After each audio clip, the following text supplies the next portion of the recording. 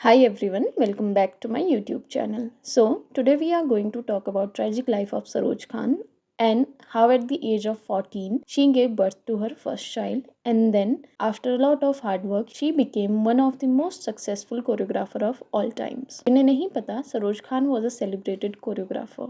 She choreographed famous dance numbers of Bollywood such as Dola Re Dola, Nimuda, चने के खेत में, बरसोरे and many more. Saroj Khan का जन्म बॉम्बे में 1948 को हुआ था। उनके बचपन का नाम निर्मला नागपाल था। उनके पेरेंट्स पार्टीशन के बाद इंडिया आए और बॉम्बे में सेटल हो गए। 3 साल की उम्र से ही उन्होंने as a child artist baby Shyama के नाम से फिल्मों में काम करना शुरू कर दिया।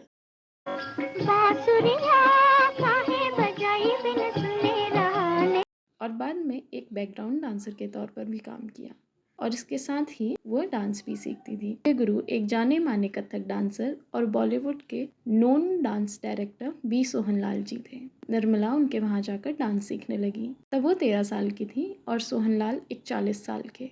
तब निर्मला को अपने गुरु का पहले से शादीशुदा होने के बारे में पता नहीं था और उन्होंने अपने गुरु से 13 साल की उम्र में शादी कर ली। और उस शादी के 1 साल बाद जब वो सिर्फ 14 साल की थी तब उन्होंने अपने पहले बच्चे राजू खान को जन्म दिया। कुछ साल बाद उन्होंने अपनी बेटी कुकू को जन्म दिया। और जब बच्चों को पहचान देने की बात आई तो सोहनलाल ने उन बच्चों को अपना नाम देने से मना कर दिया। जब उनकी लाख मिन्नतों के बाद भी जब सोहनलाल नहीं माने तो निर्मला ने उस रिश्ते को अपने बच्चों के लिए ख़त्म किया। 1975 में उन्होंने सरदार रोशन खान से शादी की जो एक बिजनेसमैन थे और तब इस्लाम में कन्वर्ट होने के बाद उन्होंने अपना नाम अपनाया सरोज खान। इन दोनों की साथ में एक बेटी हुई। अकॉर्डिंग टू सरोज खान, रोशन खान ने उनके बच्चों को ना सिर्फ अपना नाम दिया पर हमेशा उन्हें अपने बच्चों की तरह रखा। फिर सरोज खान ने एज ए कोरियोग्राफर काम करना शुरू कर दिया। उन्होंने सबसे पहले साधना के साथ काम किया पर उससे उनको उतना फेम नहीं मिला। फाइनली उन्होंने श्रीदेवी को मिस्टर इंडिया, नगीना, चांदनी जैसी फिल्मों के लिए कोरियोग्राफ किया। तब इंडस्ट्री में उनका नाम और काम दोनों चलने लगा।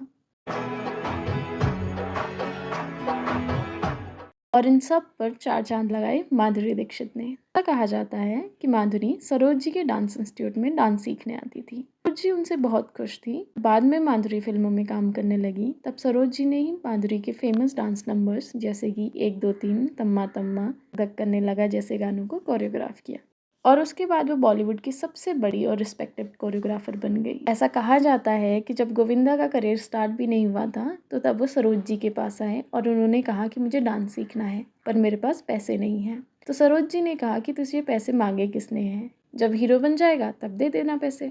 और बाद में जब गोविंदा सच में हीरो बन गए तो हमेशा सरोज खान के साथ खड़े रहे। सरोज जी बताती हैं कि एक बार वो हॉस्पिटल में एडमिट हुई तो उनके पास पैसे नहीं थे।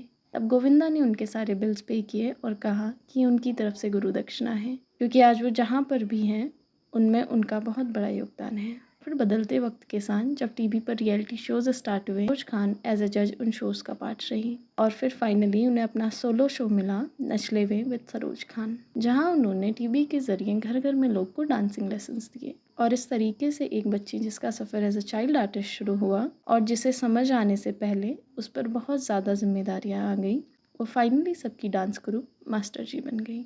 जुलाई 2020 में जब उन्हें एक दिन सांस लेने में दिक्कत होने लगी तो उन्हें तुरंत हॉस्पिटल में एडमिट करवाया गया।